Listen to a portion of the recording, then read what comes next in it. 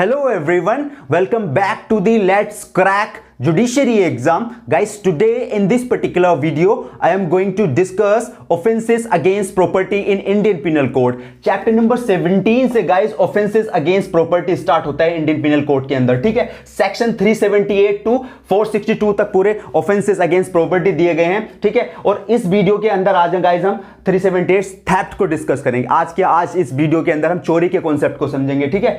So before we discuss anything about the theft, let me just tell you one thing guys, जब भी आप कोई offence पढ़ते हैं, इंडियन पिनल कोड का पढ़ते हैं या फिर किसी अदर एक्ट का पढ़ते हैं, तो उन ऑफेंसेस के आपको इंग्रेडिएंट समझने होंगे, कीवर्ड्स पकड़ने पड़ेंगे आपको। कीवर्ड जब आप पकड़ लोगे किसी ऑफेंस के, इंग्रेडिएंट्स को आप समझ लोगे किसी ऑफेंस के, the offence become so much easy. आपको वो इतना इजी हो जाएगा, आप अगर कोई कॉन्सेप्चुअलाइज क्वेश्चन आता है मेंस के अंदर या पीटी पेपर के अंदर, तो आप इजीली वो आंसर्स को फाइंड आउट कर पाओगे। So now let's begin the 378 section of जो थेफ्ट की बात करता है। गाइस, जब हम थेफ्ट की बात करते हैं आईपीसी के अंदर, सेक्शन 378 में थेफ्ट को डिफाइन किया गया है।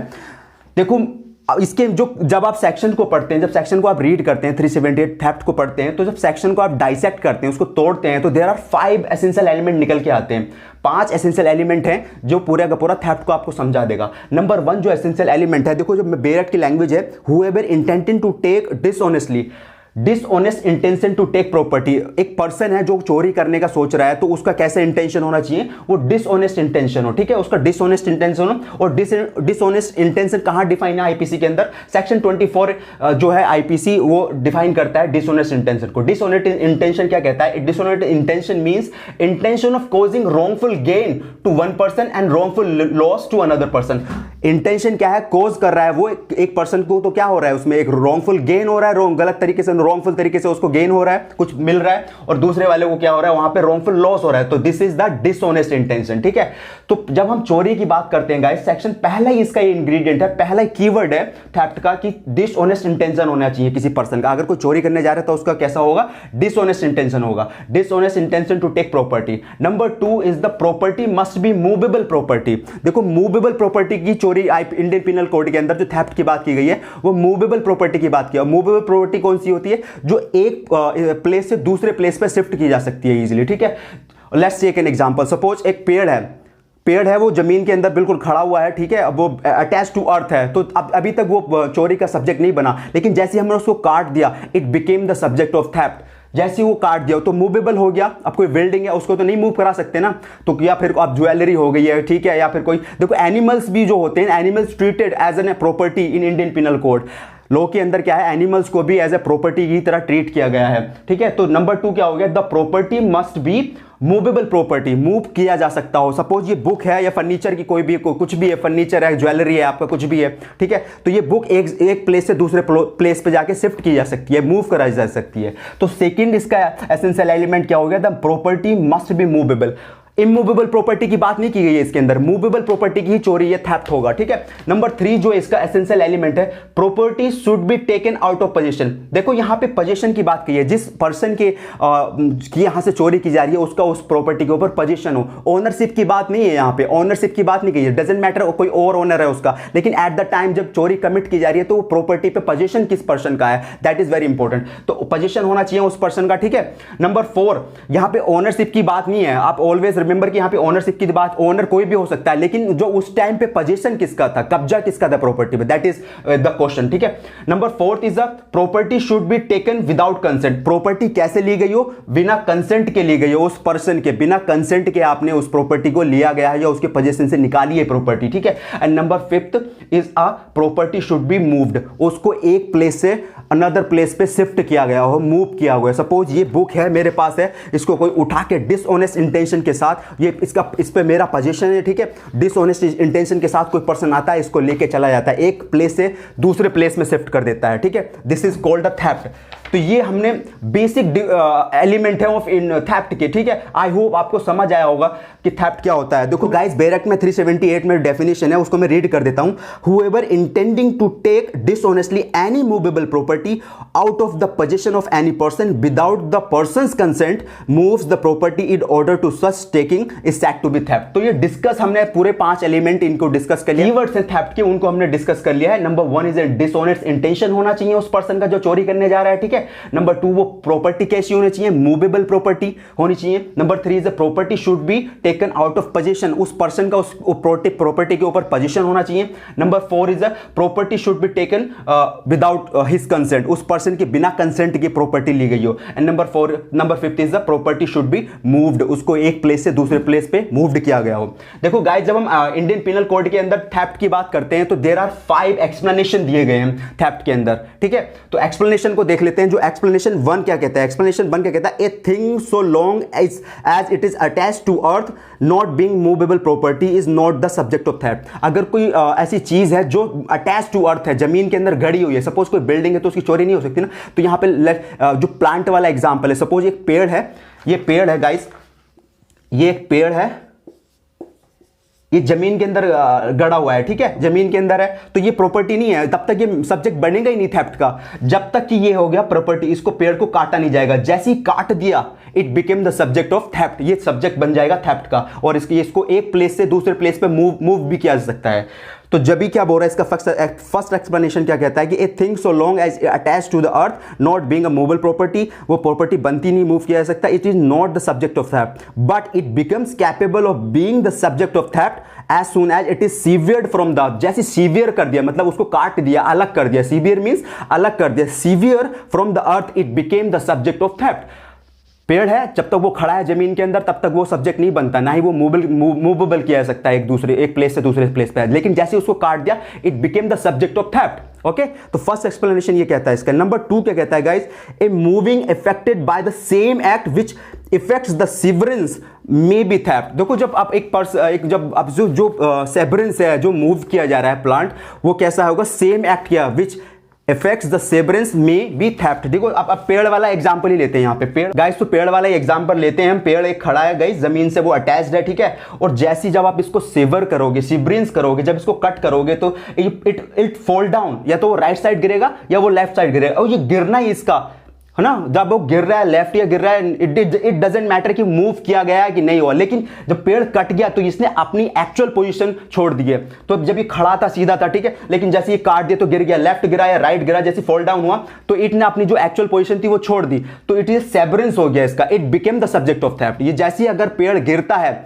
वो डजेंट मैटर कि हम एक वही पड़ा है, बिल्कुल अपनी जड़ के पास ही पड़ा है पेड़ का जो पूरा स्टेम है वो, ठीक है, तो वो क्या बन गया, वो थेफ्ट बन गया है, ठीक है, सब्जेक्ट ऑफ थेफ्ट हो गया। नंबर 3 इज एक्सप्लेनेशन 3 क्या कहता है, a person is said to cause a thing to move by removing an obstacle which prevented it from moving और by separating it from any other thing as well as by the actually moving it. तो यहां पे देखो, जब example, third explanation क्या कहता है, suppose एक कार का एग्जांपल लेते हैं। जब आप गाइज एक जगह एक ढाल पे कार खड़ी है, ठीक है, ये कार खड़ी है एक ढाल पे, इसको रोकने के लिए ब्रिक्स लगाई गई है, इसके पहियों के पास में ईंट लगाई गई है, जिससे कि वो कार ना जाए पीछे को। और जैसे ही हमने वो ईंट रिमूव कर दी, देखो वो लिखा हुआ है ना, to removing an obstacles which prevented it from moving it, उसको मूव करने से क्या होगा, प्रिवेंट कर रहा था वो जो ऑब्स्टिकल हमने लगाया था, ब्रिक्स लगाई थी, ईंट लगाई थी, और जैसे ही हमने वो ब्रिक हटा दी तो it became the subject of theft. वो क्या हो गया, थेफ्ट हो गया। जैसे हमने ब्रिक हटाई तो वो गाड़ी क्या हो जाएगी, मूव कर जाएगी, तो वो सब्जेक्ट ऑफ थेफ्ट बन जाएगा,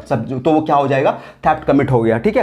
तो इस थर्ड इसका एक्सप्लेनेशन हो गया। हमने मतलब कुछ भी ऑब्स्टिकल से किसी ऐसी चीज को रोक रखा था, अगर वो ऑब्स्टिकल्स या कुछ भी ऐसा हम हटा देते तो वो गाड़ी या कुछ भी ऐसा था जो मूव कर जाता, तो वो क्या बन जाएगा, फिर जैसे ही हमने उसको ऑब्स्टिकल को हटाया it became the subject of theft. Number 4 explanation क्या कहता है, a person who by any means cause an animal to move is said to move that animal and to move everything which in the consequences of the motion so cause is moved by that animal. देखो, animal की बात की गई है यहां पे explanation 4 के अंदर, और एनिमल को क्या है, it is treated in Indian penal code. हम एनिमल को कैसे ट्रीट कर रहे हैं, वो प्रॉपर्टी की तरह ट्रीट कर रहे हैं। सपोज एक एनिमल है, सपोज एक घोड़ा है या फिर एक डोंकी है, जिसके ऊपर कुछ लदा हुआ सामान रखा हुआ है, गुड्स रखा हुआ है, ठीक है, और हमने उसे ऐसे मूव कर दिया, ऐसे कुछ बोल के नॉर्मली क्या कर देते हैं कि घोड़े को या फिर गधे को हम उसको मूव कराने के लिए ऐसे कुछ बोल दिया करके, ठीक है। तो अब जैसे ही उसने मूव किया, एक प्लेस से दूसरे प्लेस पे गया, तो वो क्या बन गया, वो क्या हो गया, चोरी, it became the subject of theft. तो यहां पे एनिमल की बात कही, a person who by means cause to animal to move करा दिया उस पर्सन को, ठीक है, is said to move that animal and the move everything, और या उस पर जो भी सामान रखा था, ठीक है, जो भी गुड्स था उसके ऊपर, उस घोड़े के ऊपर, ठीक है, तो उस सामान को भी वो मूव कर गया, ठीक है, तो it become the subject of theft. And number 5 क्या कहता है गाइस, एक्सप्लेनेशन नंबर 5 क्या कहता है, the consent mentioned in the definition may be express or applied and may he be given either by the persons position or by any person having for that purpose authority either expert or implied. Let's देखो example से ही आपको clear हो जाएगा। जो यहाँ पे consent की बात की गई है एक्सप्रेस और इम्प्लाइड, ठीक है। अब मैं एग्जांपल से आपको क्लियर करूंगा। एक बुक रखी है मेरी, कोई आता है मेरे से पूछता है कि मैं ये बुक ले लूं, ठीक है, मैं बोलता हूं ठीक है ले जाओ, ठीक है, तो ये क्या हो गया, कंसेंट, एक कंसेंसुअल एक्ट हो गया। उसने पूछा मेरे को, मैंने बता दिया मेरी कंसेंट थी, बुक ले जाओ, ठीक है। लेकिन वो पर्सन आया दूर से, उसने मेरी बुक उठाई और मैंने भी उसको देखा, ठीक है, मैंने भी उसको देखा कि वो बुक उठा रहा है और उसने मेरी तरफ एक स्माइल पास करी और मैंने भी स्माइल पास करी, लेकिन मैंने कुछ एक्ट नहीं किया, ठीक है। ये मैंने एक इंप्लाइड कंसेंट दी है, this is not a theft, okay. ये चोरी बनेगी नहीं। तो उसने इंप्लाइडली कंसेंट में उसने वो बुक ली और वो लेके चले गया, तो ये क्या होगा, ये थेफ्ट नहीं बनेगा, ठीक है। सो गाइज जो थेफ्ट है, थेफ्ट के काफी सारे इलस्ट्रेशन है और बहुत इंपॉर्टेंट है। इलस्ट्रेशन एज इट इज आपको पीटी पेपर्स के अंदर मिल जाएंगे, किसी भी स्टेट के आप देखोगे उठा के, तो वहां पे आपको as it is PT paper के अंदर आपको थेफ्ट के इलस्ट्रेशन मिल जाएंगे देखने को। सो हम लोग इसके 2-3 इलस्ट्रेशन डिस्कस कर लेते हैं। सो फर्स्ट इसका इलस्ट्रेशन है, वो कहता है कि A cuts down a tree on जैट्स ग्राउंड। ए क्या करता है, एक कट डाउन करता है ट्री को जैट्स के ग्राउंड के अंदर, जो जैट की जमीन थी, ठीक है, उसके अंदर ग्राउंड में से एक पेड़ को वो कट करता है without the intention, with the intention of dishonest taking the tree. With the intention क्या कर रहा है, डिसऑनेस्ट इंटेंशन है, taking the tree out of that position, that की पोजीशन से वो उसको ट्री को काट के लेके जा रहा है, डिसऑनेस्ट तरीके से लेने का कोशिश कर रहा है विदाउट जैट्स कंसेंट। यहां पे बिना उसकी कंसेंट के जैट्स के ग्राउंड से वो पेड़ को काटता है उसे ले जाने के लिए। Here as soon as he has received the tree in the order to such taking he has committed। जैसे वो सीवियर काटता है ना, काट देता है पेड़ को, it became the subject of theft is such to taking he is committed the theft, ठीक है। तो एक सिंपल सा एग्जांपल है, जैसे हमने वो पेड़ वाला एग्जांपल रखा था, यहाँ पे सेम वो एज इट इज एग्जांपल है कि एक पर्सन है जो चोरी करता है किसी के जैट के बाग में जाके उसको पेड़ काटता है डिसऑनेस्ट इंटेंशन के साथ, और उस पेड़ को जैसे वो सीवियर कर देता है, काट देता है, ठीक है, तो it become the subject of theft. या उसने क्या कर दिया, वो ऑफ थेफ्ट का ऑफेंस कमिट कर दिया। नंबर गाइस इसका बी इलस्ट्रेशन है। बी इलस्ट्रेशन क्या कहता है, A puts a bait for a dogs in the pocket and thus induce Jat's dog to follow it. Here if A intentions be dishonestly took the dog out of the Jat's position without the Jat's consent, A has committed theft। तो यहाँ पे देखो क्या है, simple सा आपको समझाऊं। A नाम का एक पर्सन है, उसने अपनी पॉकेट में एक ऐसा कुछ बिस्किट रखा जिससे एक जहां पे वो जा रहा था वहां पे एक डॉग था पर्टिकुलर नाम का, ठीक है। सो मैं आपको गाइस जो बी इलस्ट्रेशन में आपको समझाता हूं। तो ए नाम का एक पर्सन था, ए नाम के पर्सन ने क्या किया, अपनी पॉकेट के अंदर कुछ ऐसे बिस्किट्स रखे और जहां से वो निकल के जा रहा था तो वो देखा उसने एक कुत्ता है वहां पे, डॉग है, तो उस कुत्ते को दिखाया उसने ऐसे और अपनी पॉकेट में रखा, जिससे वो पीछे पीछे उसके कुत्ता चल दिया, ठीक है। तो जैसे ही वो मूव कर रहा है कुत्ता उसके पीछे पीछे, तो वो क्या कर रहा है, उस पर्सन ने क्या किया, ए ने कमिट किया है यहाँ पे थेफ्ट, ठीक है, क्योंकि यहाँ पे जो एनिमल भी है वो ट्रीटेड एज अ प्रॉपर्टी, उसको भी यहाँ पे प्रॉपर्टी की तरह ट्रीट किया जाता है। तो यहाँ पे कोई ऐसे थिंग की, तो कोई फिजिकल थिंग की तो बात नहीं हो रही, लेकिन यहाँ पे एनिमल मूव कर रहा है तो it become the subject of theft. तो यहां पे उसने क्या किया है, ए ने थेफ्ट कमिट किया है। ओके गाइज, आई होप आपको ये समझ आया होगा, क्योंकि काफी सारे इलस्ट्रेशन है, आप इनको देख लेना अपने, बिल्कुल इलस्ट्रेशन सारे पढ़ने हैं आपने, बहुत इंपॉर्टेंट इलस्ट्रेशन है। और गाइज एक क्वेश्चन कई बार बहुत जगह चर्चाओं में रहता है कि जो बिजली की चोरी होती है वो क्या under the Indian penal code 378 के अंदर पनिशेबल है? नहीं। तो देखो बिजली की चोरी जो है section 39 of the Indian electricity act के अंदर आती है और वो मूवेबल प्रॉपर्टी नहीं है अकॉर्डिंग टू सुप्रीम कोर्ट ने। सुप्रीम कोर्ट ने एक केस के अंदर, अवतार सिंह करके कुछ केस था, उसके अंदर हेल्ड किया था कि जो इलेक्ट्रिसिटी की चोरी है वो मूवेबल प्रॉपर्टी है ही नहीं। सो उसके लिए वो कहां से गवर्न होती है, वो इंडियन इलेक्ट्रिसिटी एक्ट से गवर्न होती है, ठीक है। कि पनिशमेंट की बात करते हैं तो उसका पनिशमेंट 379 के अंदर दिया गया है। पनिशमेंट फॉर थेफ्ट क्या कहता है, whoever commits theft shall be punished with the imprisonment either description for a term which may be extend 3 years का पनिशमेंट हो सकता है, और विद फाइन हो सकता है, या फिर बोथ हो सकता है, या तो वो 3 साल का पनिशमेंट होगा और या फिर फाइन, या फिर दोनों हो सकता है, ठीक है। सो गाइज आई होप आपको ये थेफ्ट का कॉन्सेप्ट समझ आया होगा। उसके हमने एक्सप्लेनेशन डिस्कस किए हैं, 1-2 इलस्ट्रेशन डिस्कस किए हैं, ठीक है। सो हम नेक्स्ट वीडियो के अंदर हम इसके फर्दर जो सेक्शन, फर्दर जो ऑफेंसेस हैं, प्रॉपर्टी अगेंस्ट और extortion, robbery, dacoity, criminal breach of trust, criminal misappropriation, mischief, criminal trespass, उन सबको भी डिस्कस करेंगे। सो मिलते हैं नेक्स्ट वीडियो में। Thank you.